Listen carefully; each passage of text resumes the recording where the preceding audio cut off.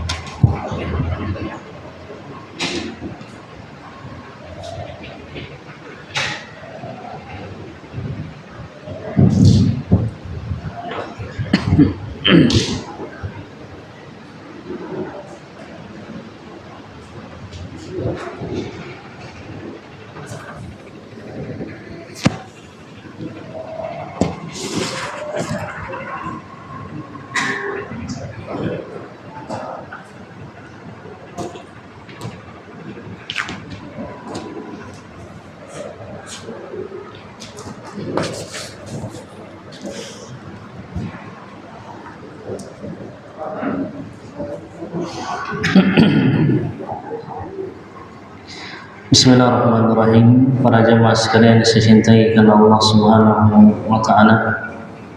Assalamualaikum warahmatullahi wabarakatuh. Alhamdulillahi ala ihsanih wa syukru lahu ala taufiqihi wa amtinanih. Asyhadu an la ilaha illallah ta'ziman li sya'nih. Asyhadu anna Muhammadan abduhu wa rasuluhu ad-da'i ila ridwanih sallallahu alaihi wa ala alihi wa ikhwanih wa man tabi'ahu bi ihsanin ila yaumi liqa'ih. Allahumma anfa'na bima 'allamtana wa 'allimna ma yanfa'una wa zidna ilma. Allahumma ati nufusana taqwaha wa zakkiha anta khairu man zakkaha anta waliha anta maulaha. Allahumma inna as'aluka al-huda wa tuqa wal afafa wal ghina. Rabbana la tuzigh qulubana ba'da idh hadaytana wa hab lana min ladunka rahmah innaka antal wahhab. Amma ba'd. Alhamdulillah, para jemaah sekalian saya muliakan dan saya cintai karena Allah Subhanahu wa taala. Tidak kata yang paling indah untuk kita haturkan pertama kali melainkan puji syukur kita kepada Allah Subhanahu wa taala, di mana Allah telah memberikan kepada kita begitu banyak kenikmatan dan karunia, terlebih kenikmatan yang berkaitan dengan hati kita berupa manisnya hidayah dari Allah Subhanahu wa taala. Salawat beriring salam semoga tercurah limpahkan kepada suri tauladan yang mulia Nabi Allah Muhammad sallallahu alaihi wasallam beserta keluarga beliau, para sahabat beliau, para tabi'in, tabi'ut tabi'in, dan orang-orang yang senantiasa mengikuti sunnah beliau hingga hari kiamat kelak. Para jemaah yang saya cintai karena Allah, alhamdulillah kita kembali berkumpul di majelis yang mulia ini untuk melanjutkan pelajaran kita dari kitab Al-Wabil Sayyid, buah karya Al-Imam Ibnul Qayyim rahimahullah ta'ala. Namun sebelum kita melanjutkan para jamaah, penting kiranya kita saling mengingatkan bahwa kita saat ini sedang berada di penghujung bulan apa? Bulan apa? Bulan Desember, bulan Jumadil akhir atau Jumadal akhir ya. Bulan berapa Jumadal akhir? Ya, bulan 9 kurang 3 sama dengan yang artinya beberapa hari ke depan insya Allah kita akan memasuki salah satu daripada bulan haram di antara pintu dan muqaddimah untuk bulan Ramadan. Ketahuilah bahwa bulan tersebut adalah bulan habis Jumadal akhirah, bulan Rajab ya. Jadi insya Allah beberapa hari ke depan kita akan memasuki bulan Rajab. Jamaah, takutlah kita kepada Allah, karena bulan Rajab adalah salah satu daripada bulan yang diharamkan oleh Allah Subhanahu wa taala. Yang artinya dosa itu dilipat gandakan di sisi Allah. Ya, walaupun bagaimana dan di mana, kapanpun, dimanapun, dosa tetaplah perkara yang besar, dan itulah kaidahnya orang-orang yang istiqomah. Akan tetapi di bulan haram lebih dilipat gandakan oleh Allah Subhanahu wa taala. Allah Subhanahu wa taala berfirman, "Inna iddatash syuhuri indallah 12 syahran fi kitabillah yawma khalaqas samawati wal arda minha arba'atul hurum." Sesungguhnya jumlah bulan di sisi Allah ada 12 bulan sejak hari di mana Allah menciptakan langit dan bumi, dan dari 12 bulan tersebut ada 4 bulan haram. Dzalikad dinul qayyim fala tadlimu fihinna anfusakum. Itulah ketentuan agama yang lurus, maka janganlah kalian menzalimi diri-diri kalian di 4 bulan haram tersebut. Ya. Jadi jamaah, barang siapa yang tidak membiasakan diri bersiap-siap sejak bulan Rajab, maka bisa dipastikan kita akan gagal di bulan Ramadan. Di antara prinsip seorang mukmin dan mukminah adalah bertekad agar Ramadan berikutnya selalu lebih baik daripada Ramadan sebelumnya. Seorang mukmin khawatirnya akan khatimahnya, akan muknahnya, akan kematiannya sangatlah besar di dalam hatinya.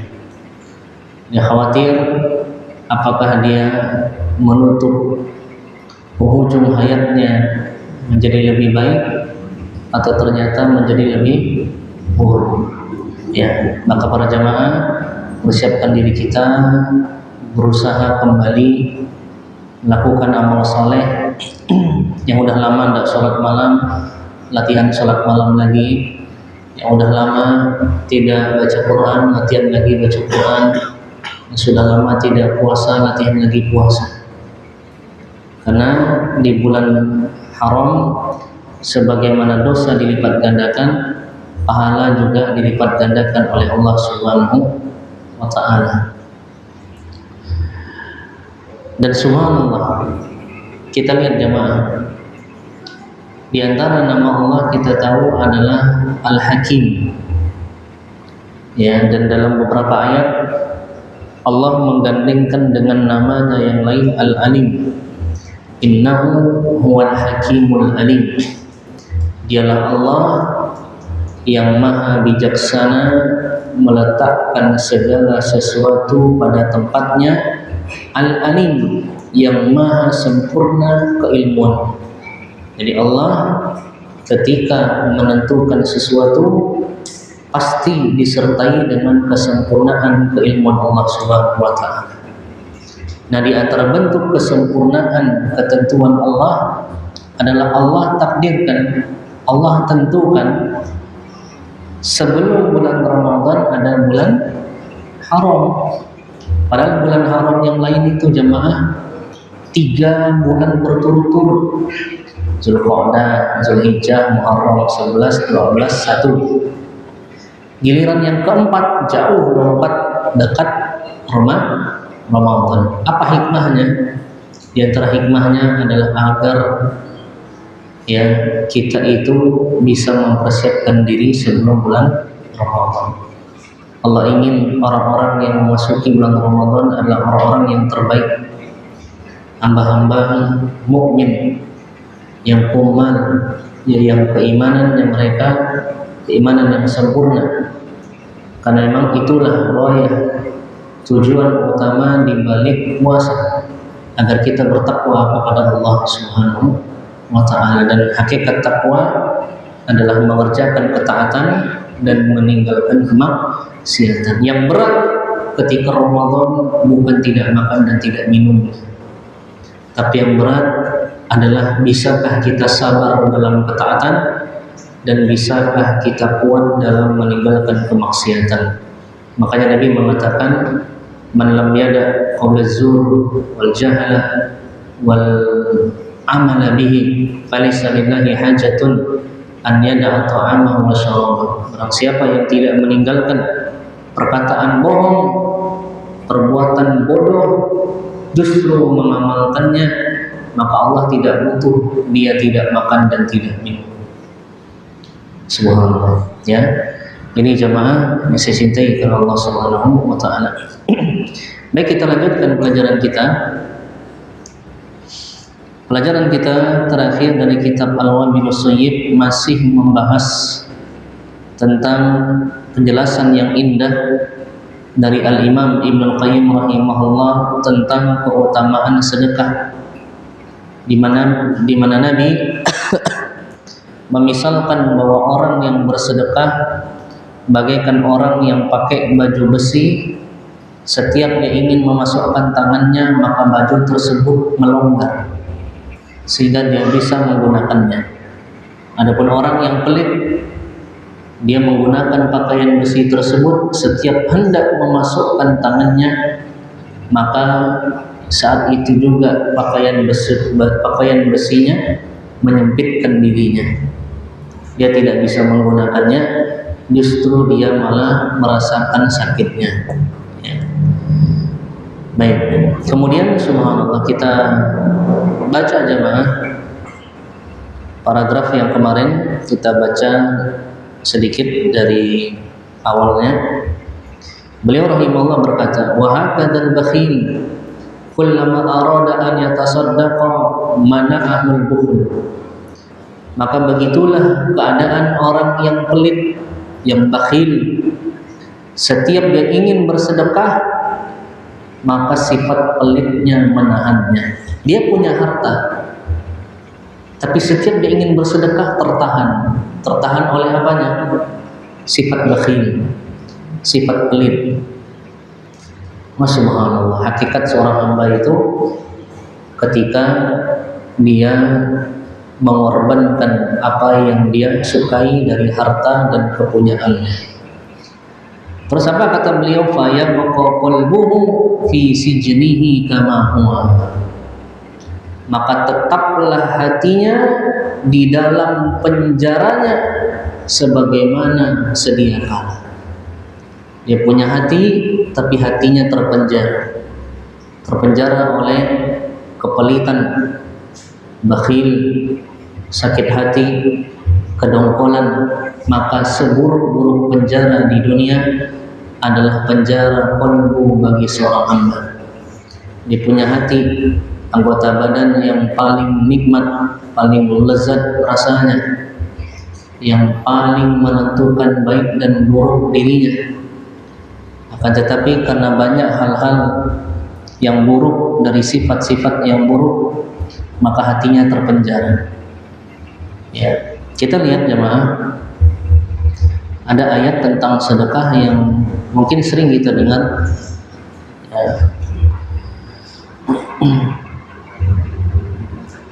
Ayat yang sangat sedih sekali tentang sedekah, dan ayat yang sangat berat untuk diamalkan.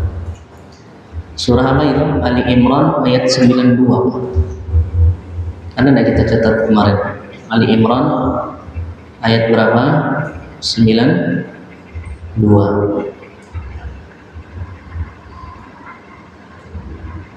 Ali Imran ayat 9. Apa kata Allah?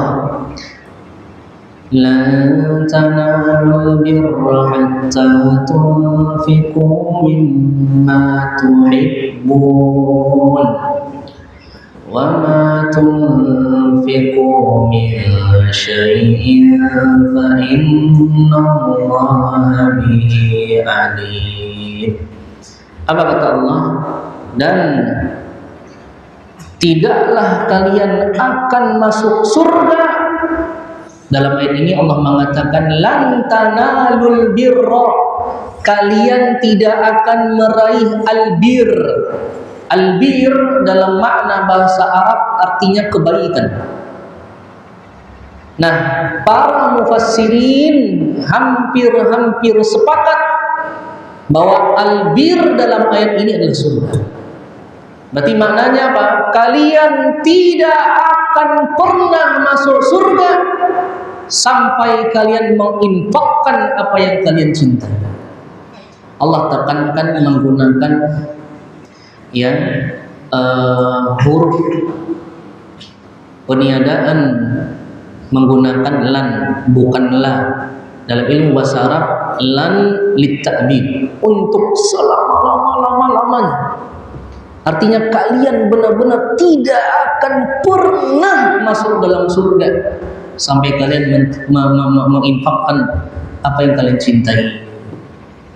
Jadi sedekah itu jamaah bukan tentang berapa yang kita keluarkan, apa yang kita infakkan, tapi seberapa cinta kita dengan sesuatu itu.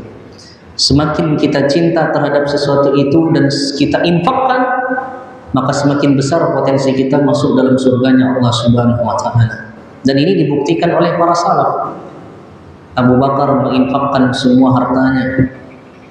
Umar, Utsman, Ali bin Abi Thalib, Abdurrahman bin Auf, semua mereka mengorbankan apa yang mereka cintai di jalan Allah Subhanahu wa taala, bahkan sampai pun nyawa mereka sendiri. Ini luar biasa para jamaah. Jadi sedekah bukan tentang sesuatu yang bisa kita keluarkan, tapi yang kita cintai. Mampu nah, baru beli jubah nih, nengok kawan, qadarullah, habis kebakaran rumahnya, tidak ada lagi pakaiannya. Apalagi sampai dia nyebut, bang, boleh tidak minjam baju? Minjam bukan minta. Baju baru kita beli, kira-kira kita kasih. Nah itu di situ jemaah bukti keimanan. Tulus nggak kita? Ya, kalau kita mampu berikan, ikhlas, tidak dilihat orang, plus tidak diungkit selama-lamanya sampai mati, maka sungguh infak yang sangat beruntung sekali. Ini berat jemaah, sangat berat. Kita lihat sahabat Ansor yang menawarkan kepada sahabat Muhajirin kebun, harta. Bukan cuma itu, apa yang ditawarkan? Istrinya pun ditawarkan. Nah, saya ada 2 nih, kamu lihatlah mana yang paling kamu suka, nanti saya ceraikan, kamu nikahi. Sampai seperti itu. Kalau kita jangan, ya istri kita dilihat orang aja mulai naik pitam, ya kan? Subhanallah. Nah, ini jemaah, jangankan istri, beli kopi, kawan melirik, mate dan bisa dijaga. Mulai setiap nak beli kopi, dia ajak dia nomor tuh ya. Subhanallah. Terus kata Allah, dan apa saja yang kalian infakkan, sesungguhnya Allah mengetahuinya. Ya, jadi jemaah, buktikan keimanan kita dengan bersedekah di jalan Allah Subhanahu wa taala. Terus kita lanjutkan. Al-Imam Qayyim rahimahullah berkata, wal mutasaddiqu kullama tasaddaqa bi sadaqatin insyaraha laha qalbuhu. Dan orang yang bersedekah, setiap kali dia bersedekah dengan sebuah sedekah, lapanglah dadanya. Dia seorang mukmin, setiap kali dia bersedekah, lapanglah dadanya. Jadi kalau kita ingin membuktikan kualitas kelapangan hati kita, buktikan dengan sedekah. Kalau masih sakit hati, sempit, dongkol, berarti hati kita itulah hakikatnya. Ya, itulah hakikatnya para jamaah. Subhanallah. Wan fasaha biha sadruhu, menjadi lapanglah, menjadi luaslah dadanya. Fahuwa bimanzilati ittisa'i tilkal jubbah alaih, maka hamba yang bersedekah itu bagaikan, ya, atau hati orang yang bersedekah itu bagaikan jubah besi perang yang luas ketika dipakai oleh hamba tersebut. Fakullama tasaddaqa ittasa'a wan fasaha wan syaraha. Setiap kali hamba tersebut bersedekah, maka lapanglah hatinya, luaslah hatinya, ya, bersihlah hatinya, insyaallah luas lapang. Wa qawiya farhuhu, dan kuatlah kebahagiaannya, wa 'azima sururuhu, serta menjadi agunglah, ya, kesenangannya. Di seorang mukmin yang benar hatinya, yang ikhlas ketika bersedekah, setiap kali dia bersedekah, semakin lapang dadanya, semakin kuat bahagianya. Jadi sebenarnya kalau iman kita benar, hati kita lapang, justru semakin bersedekah semakin bahagia, bukannya sakit hati. Ya, saya cerita sedikit, saya subhanallah, ini kisah ya jemaah. Dulu zaman-zaman mondok, saya pernah beli jubah. Jubahnya mahal dan bagus sekali. Kalau zaman dulu masih berapa ya? 200-an ribu. Sekarang mungkin udah 500-an. Jubah ada bordirnya lagi, bagus.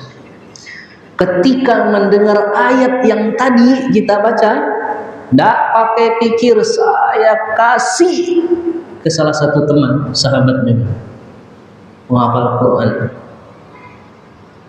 Saya ingin membuktikan, ya Allah, kasih. Dan tahu tidak jemaah, berjalan waktu, setan datang. Dia meniupkan semua, ya, tipu daya. Sampai-sampai muncul dalam hati, coba nggak usah dikasih. Bagus ya, belum tentu bisa beli lagi, nggak ada duit. Subhanallah, la haula wala quwwata illa billah. Maka jamaah, bukti keimanan adalah dengan sedekah. Dan sedekahnya bukan yang ecek-ecek, apa kata Ustaz Ali Ahmad, ya, giliran kotak infak bunyi krenceng-krencengnya nyaring, meraih surga setinggi-tingginya dengan sedekah sekecil-kecilnya. Subhanallah.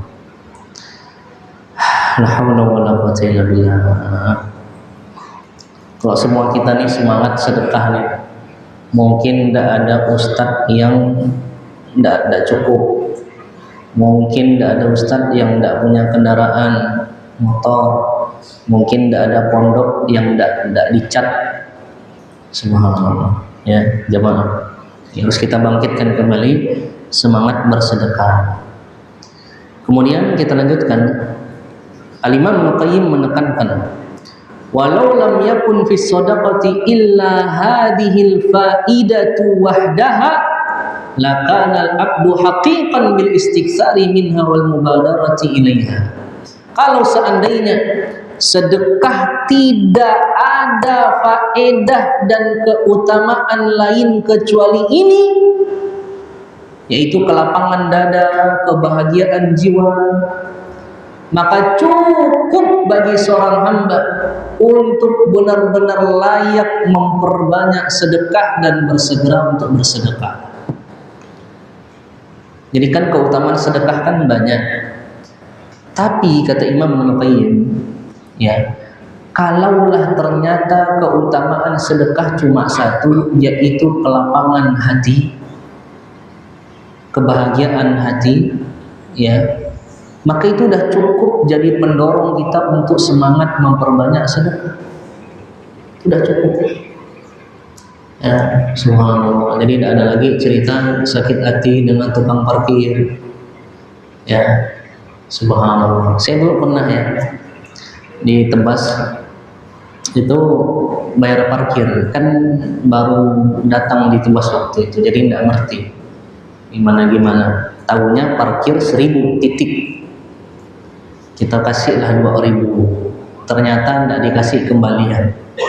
Nunggu sampai kita tanya, bang, emang parkirnya berapa? Di situ 2000. Mundan mau nak bayar sino aja parkir, nak mau. Ya, subhanallah. Jadi udahlah jemaah, berapa 2000 itu berapa, cuma 1000. Kita mau mengandai-andai negeri kita kayak negeri tetangga, mulai dibeda-bedakan. Negeri tetangga tidak ada tukang parkir, jalanan bersih dan seterusnya. Jangan aja. Negeri kita juga punya keunikan. Banggalah menjadi penduduk negeri kita sendiri. Jadilah para pelaku sejarah yang mengukir sejarah dan mengubah peradaban di masa kita. Kalau ternyata dulu buruk, maka usahakan di masa kita jadi lebih baik. Ya, subhanallah. Di satu sisi bersyukur juga ada tukang parkir, ada orang yang bisa kita sedekahkan. Ya, subhanallah. Terus beliau membawakan dalil, dan ayat ini ada dua tempat di dalam Al-Quran. Yang pertama surah Al-Hasyr ayat 9, Al-Hasyr ayat 9. Yang kedua surah At-Taghabun ayat 16. At-Taghabun ayat 16, Al-Hasyr ayat 9, At-Taghabun ayat 16. Nah, ini ayat sering juga kita sampaikan bersama. Kita baca. Allah Subhanahu wa taala berfirman, وَمَنْ يُوقَ شُحَّ نَفْسِهِ فَأُولَئِكَ هُمُ الْمُفْلِحُونَ. Kata Allah, dan barang siapa yang dijaga dari syuh jiwanya. Syuh, apa makna syuh nanti akan dijelaskan panjang lebar. Intinya syuh itu pelit yang sangat. Barang siapa yang dijaga dari kepelitan jiwanya, hatinya, maka dialah orang-orang yang muflih, yang beruntung dengan semua keberuntungan di dunia dan di akhirat. Ingat jemaah, di dalam Al-Quran itu kalau sudah disebutkan sifat, sebutkan nikmat, ya, rahmat, ada alif lamnya, maka artinya semua kebahagiaan. Al-muflihun, orang yang bahagia. Al-muflihun, ada alnya di situ. Al di situ kata para ulama, wa al tufidu kulla fil umum. Alif lam itu memberikan makna umum, jadi mencakup semuanya. Sehingga maknanya apa? Al-muflihun, orang yang beruntung, bahagia dengan semua keberuntungan di dunia dan di akhirat. Di dunia dia beruntung dengan kelapangan dada, dengan kebersihan hati, dengan keimanan yang menguat. Di akhirat dia beruntung dengan surga, dia beruntung dengan pahala sedekah. Seperti itu jemaah. Ini subhanallah, ya. Ini ayat paling utama yang sebagai nasihat tentang bahayanya pelit. Ini ayat utama tentang larangan pelit.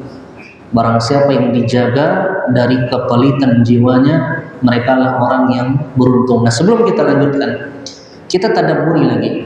Tadi Allah mengatakan wa may yuqa, artinya apa? Dijaga. Apa maksudnya di sini jemaah? Coba bantu tadabbur. Al-Quran itu ada untuk kita tadabburi jemaah. Nikmat sekali. Coba bantu tadabbur. Apa sih maksudnya dijaga? Minum dulu lah. Bismillah. Dah? Ada yang mau jawab? Nyerah? Bisa jawab Ustaz, tapi tawa dulu. Atau barangkali nanti ada yang mendekati jawabannya. Ada siap? Siap? Dan apa di antara rahasia kalimat yuko, dijaga? Barang siapa dijaga dari sifat pelitnya. Sudah? Siap? Pasang hati, pasang telinga, catat dengan tinta keimanan, ya. Rahasianya ini menunjukkan bahwa yang bisa untuk menjaga hati kita adalah siapa? Allah. Jadi kita bisa terhindar dari kepelitan jiwa, keburukan sifat-sifat di dalam kalbu, bukan karena kita yang hebat, Bukan karena sempurnanya ilmu kita, bukan karena pandainya kita, bukan karena cerdasnya kita, tapi murni taufik dan pertolongan dari Allah. Makanya Allah bilang, yuko dijaga. Siapa yang jaga? Allah Subhanahu wa Ta'ala. Allah Subhanahu wa Ta'ala. Dalam ilmu bahasa Arab, yuko ini fi'il majhul. Artinya pelakunya itu disembunyikan. Disembunyikan. Nah, boleh jadi disembunyikan karena saking sudah tahunya kita siapa pelakunya. Di sini jelas waman yuko, barang siapa yang hamba dijaga dari sifat pelit. Pertanyaannya, siapa yang menjaga hamba tersebut? Allah Subhanahu wa Ta'ala. Maka benarlah firman Allah, "Falaula fadlullahi 'alaikum wa rahmatuhu ma zaka min ahadin minkum." Kalau bukan karena karunia dan rahmat dari Allah, tidak ada seorang pun dari kalian yang bisa membersihkan hati kalian. Jadi yang bisa membersihkan hati kita cuma siapa? Allah. Mau catat ke ayatnya jemaah. Kita carikan ya. Yang bisa membersihkan hati kita ya adalah Allah.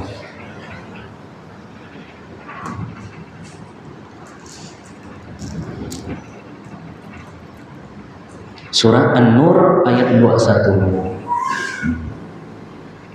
Surah An-Nur ayat 21. Surah An-Nur ayat 21. Dan uniknya Allah sebutkan kalimat ini, kalau bukan karena rahmat dan karunia Allah, Allah sebutkan 6 kali dalam Al-Quran. 6 kali dalam Al-Quran. Ya, subhanallah.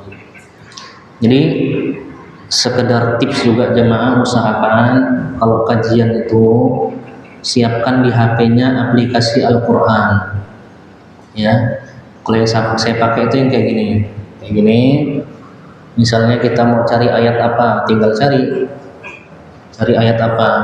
Terus kalau misalnya ustadznya bilang ya surah ini, ayat ini, ya tinggal cari misalnya loncat, nah tinggal cari nama suratnya apa, ayatnya berapa, ya pokoknya pandai-pandai kita ya. Jadi ketika disebutkan ayat bisa kita buka langsung. Baik, kita lanjutkan berikutnya jemaah. Subhanallah. Beliau rahimahullah membawakan kisah tentang bagaimana potret para salaf tentang hal ini. Al-Imam Al-Qayyim mengatakan rahimahullah, wa kana Abdurrahman bin Auf au Sa'd bin Abi Waqqas, dan adalah dahulu kebiasaannya Abdurrahman bin Auf atau Sa'ad bin Abi Waqqas. Ya, Abdurrahman bin Auf atau Sa'ad bin Abi Waqqas, sahabat yang kaya, yang luar biasa, Abdurrahman bin Auf. Yatufu bil baiti, ketika beliau tawaf di Ka'bah, walaysa lahu da'bun illa hadhihi da'wata, maka beliau tidak ada kebiasaan lain kecuali membaca doa ini. Subhanallah. Bayangkan ketika kita tawaf itu kan kita dianjurkan banyak zikir, banyak doa. Ya. Subhanallah. Apa doa yang beliau panjatkan? Apa jemaah? Minta harta, minta kaya, minta jadi pemimpin atau apa? Jemaah.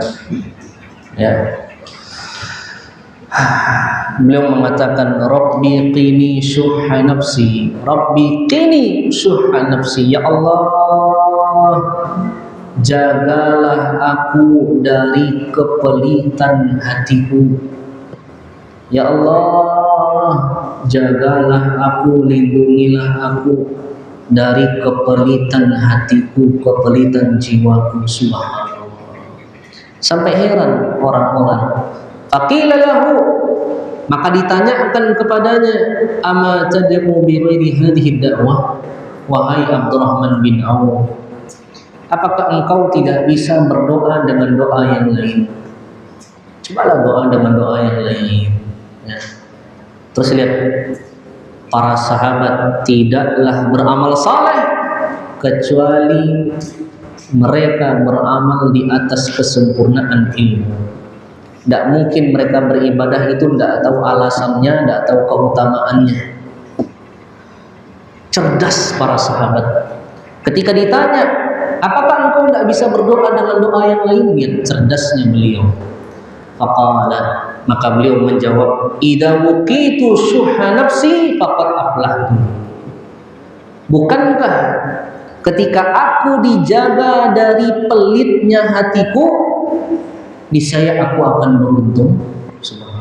Sesungguhnya apabila aku dijaga dari pelitnya jiwaku, maka aku akan beruntung, akan kaya, akan berhasil. Aflah, aku akan beruntung dengan keberuntungan dunia dan akhirat.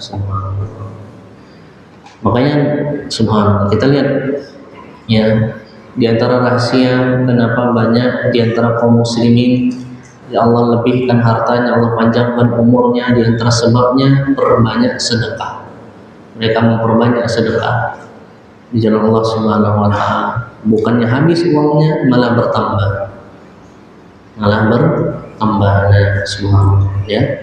Ini luar biasa jemaah. Dan apa yang beliau katakan, karena beliau mengambil pemahaman dari firman Allah yang tadi, barang siapa yang dijaga dari kepelitan hatinya, maka dialah orang yang beruntung. Nah, kisah ini dinukilkan dalam tafsir At-Tabari dan lain-lainnya. Terus kita lihat apa perbedaan antara syuh dengan bukhul. Syuh dengan bakhil. Jadi pelit dalam bahasa Arab itu ada dua, ada syuh, ada bukhul atau bakhil. Bakhil kita sering dengar, tapi syuh ini jarang. Wal farqu baina syuhi wal bukhli, dan perbedaan antara syuh dengan bukhul, pelit, bakhil, anna syuhha huwa shiddatul hirsi 'ala syai' wal ihfa'i fi talabihi wal istiqsa'i fi tahsilihi wa jasha'un nafsi 'alaihi. Adapun syuh, kata beliau, adalah semangat yang kuat terhadap sesuatu, semangat ambisi yang kuat terhadap sesuatu, berlebihan di dalam mengejarnya,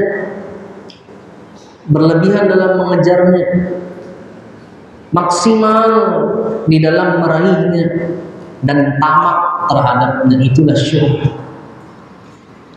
syuh. Dia gulu ekstrim di dalam menginginkan sesuatu, tapi dia tamak terhadapnya.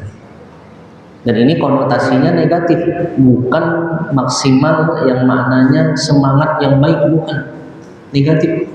Kalau udah kepengen jadi miliarder, dia kejar caranya gimana pun itu, walaupun menempuh jalan yang haram. Dan itu kan banyak.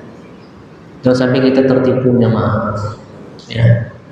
Subhanallah. Banyak sekarang di medsos motivator muda, ternyata ya agamanya non muslim, kebiasaan yang fasik, main perempuan, mabuk-mabukan, rokok-rokokan. Itu bukan sifat seorang mukmin, walaupun kaya memang.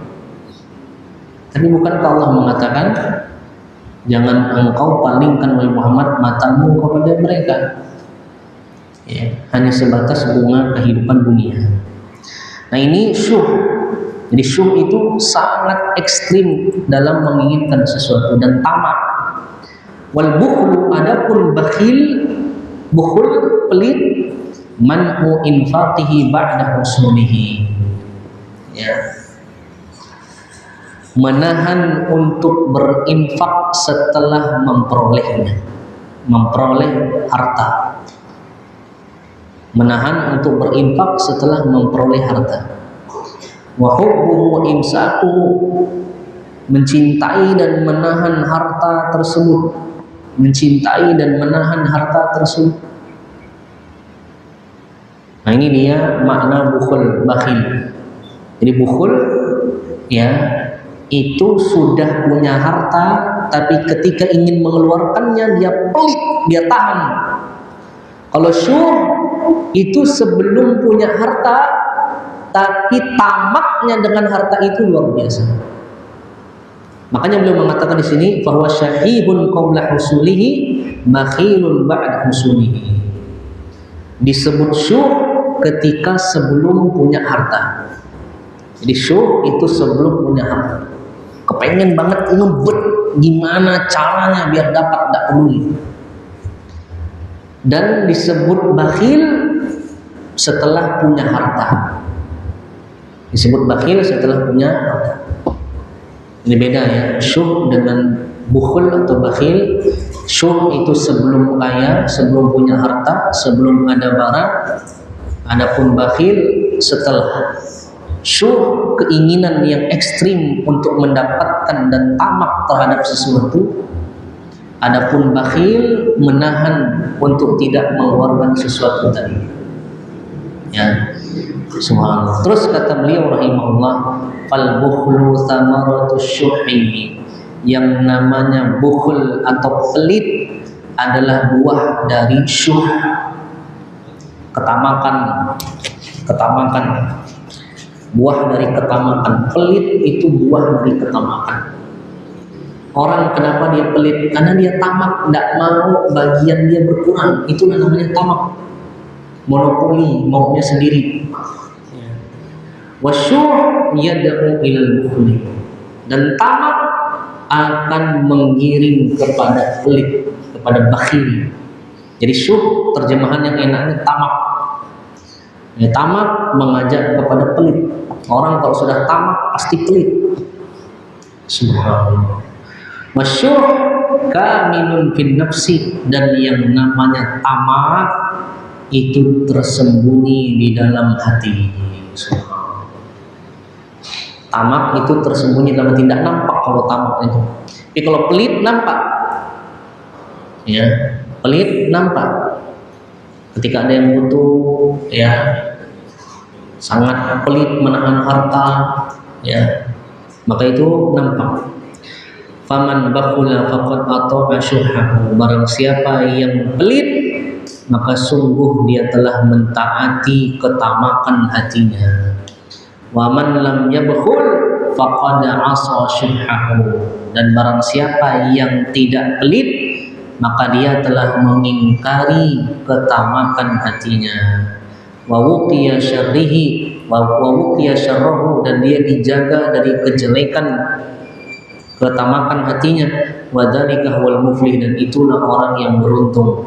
Wa man yuqa syuhha nafsihi fa ulaika humul muflihun. Barang siapa yang dijaga dari syuh jiwanya, ketamakan, kepelitan jiwanya, maka mereka itulah orang-orang yang beruntung. Adapun pembahasan berikutnya insyaallah kita akan lanjutkan tentang bagaimana perbedaan orang yang dermawan dengan orang yang pelit.